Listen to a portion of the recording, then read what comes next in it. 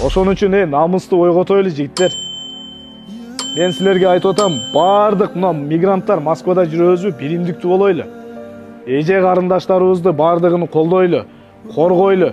Ошолорго дагы жакшы насаат айтайлы. Карындаштарыбызды карайлычы, Москвада эмне болуп бычтыбыз чыгып калды, же жалганбы?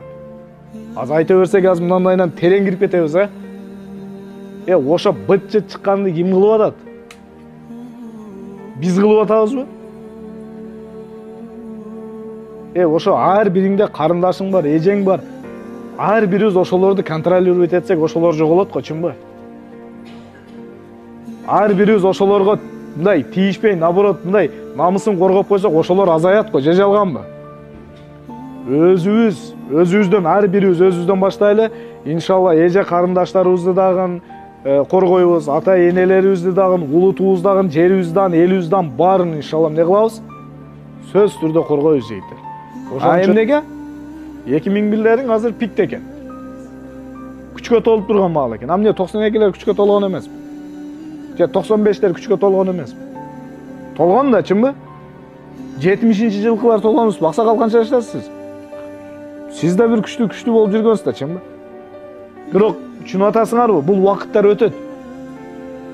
Эгерде биз ушинтип баягы ким формага келип турганда эле өйдөдөгүнү эмне баягындай талкалай бере турган заманга келе турган болсок, анда мындай бири-бирибизде эмне сый урмат кетип, келечегибиз дагы жок болот жигиттер.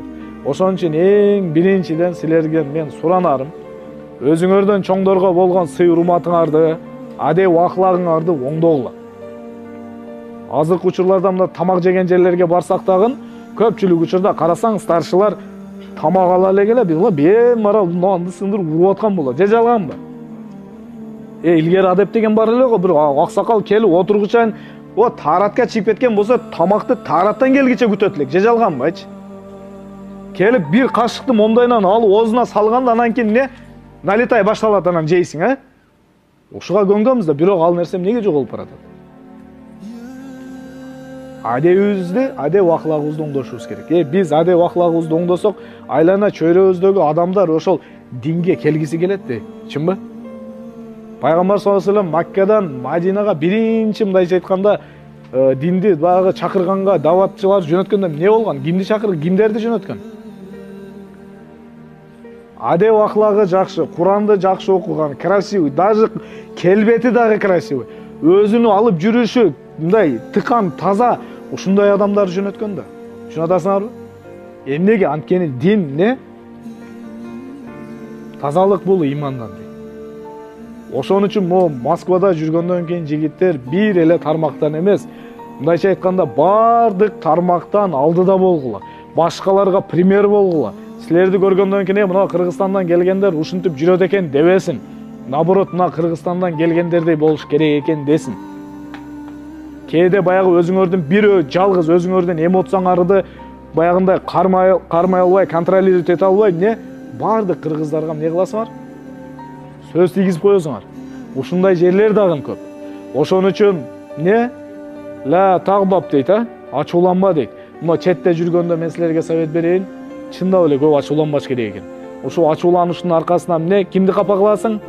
Бүт жакыныңды, атаңды да капа кыласың, апаңды да капа кыласың, чоң энеңди дагы, эжеңди, байкеңди, кимди болбосун эмненин аркасынан капа кыласың?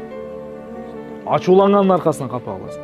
Ошон үчүн жигиттер, сөзсүз түрдө өзүбүздүн эмоциональный контролубузду, духовный контролубузду полный контролировать этип, балансты сактап жүрөлү.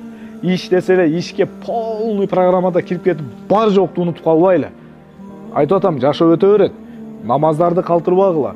Намазыңды окудуңбу? Ишиңди кыл. Жумага кел. Вакыт өтө берет. Бул күндөрдү кайра эмне алып келип кое албайбыз. Түшүнүп атасыңарбы жигиттер? Ошон үчүн баарыңардан бүгүнкү күнү келгениңерге Алла разы болсун. Мен өтө кубанычтамын. Силер ушинтип ынтымакта болуп турсаңар, мына жаштар айрыкча ушундай ынтымакта болуп турсаңар, бул биздин келечегибиз али алдыда экенинен кабар берет иншалла. Биз каалайбызбы, каалабайбызбы, муунга урпак-урпактан өтүп кете берет экен. Мага айткылачы, 1900 төрөлгөн бирөө барбы аз бизде? Жок да, чынбы? Бирок 1900 жылы Кыргызстанда деле ушунча эле адам жашаган да көп эле, чынбы? Каякта ошолор бүгүн? Жок алар. Эй, каерге барбасын, биздин ата-бабаларыбыз ушундай болгон, ата-бабаларыбыз мындай болгон деп өтө сүйүнүп мактанабыз, ата-бабаларыбыз баатыр болгон, чыган инсандар болгон дейбиз дагы, бирок өзүбүз акыбалыбызды ушинтип жүрөбүз. Эгер бүгүнкү күндө мына аялдарыбыз көчөдө кантип калып кетти билебиз, коргогон эркек жок, аларды сыйлаган эркек жок, көтөрмөлөгөн эркек жок. Бүгүнкү күндө эми элестеткилечи, ата-бабаларыбызды көрдөн тургузуп туруп, мына сенин урпактарың деп эркектерди көргөзсөк, ата-бабаларыбыз эмне кылмак айткылачы? Башыбызды кылыч менен алып салмак да, чынбы? Ушуларбы деп. Ошон үчүн намыстуу ойготойлу жигиттер.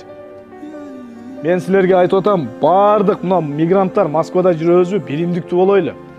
Эже карындаштарыбызды бардыгын колдойлу, коргойлу.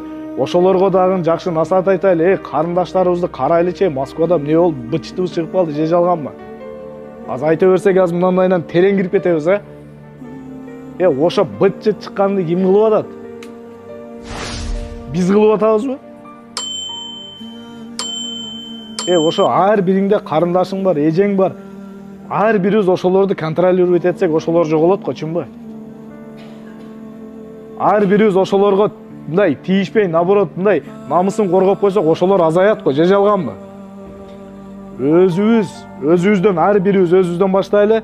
Иншалла эже карындаштарыбызды дагы коргойбуз, ата-энелерибизди дагы, улутубузду дагы, жерибизди дагы, элибизди дагы баарын иншалла эмне кылабыз? Сөзсүз түрдө коргойбуз жигиттер. Ошон үчүн мына ынтымагыбыздан танбайлы. Аллах таалам ортобузда дайым ушундай ынтымактуулукту көбөйтө берсин. Ассаламу алейкум, Москва шаарында мекендештер. Өзүңүздөр көрүп тургандай, биз нотариус менен келишим түздүк. Мындан ары доверенность, согласие, заверие дегеле бардык нотариуска тиешелүү документтерди очередсиз, перевод паспорттун кереги жок эле биз аркылуу бүтүрсөңүздөр болот. Туугандар, биздин адресибиз Пролетарский проспект, дом 31, Кантемировский метронун 2-выходунда 10 метр алыстыкта жайгашканбыз. Жана ошондой эле туугандар, бизде парковка келгенде бизге байланышсаңыздар, шлагбаумду ачабыз, кеңирип коюп, ишиңиздерди бүтүрүп кетесиздер. Көрсөтүлгөн номерлер менен байланышып, толугураак маалымат алсаңыздар болот. Баарыңыздарга ийгилик, туугандар.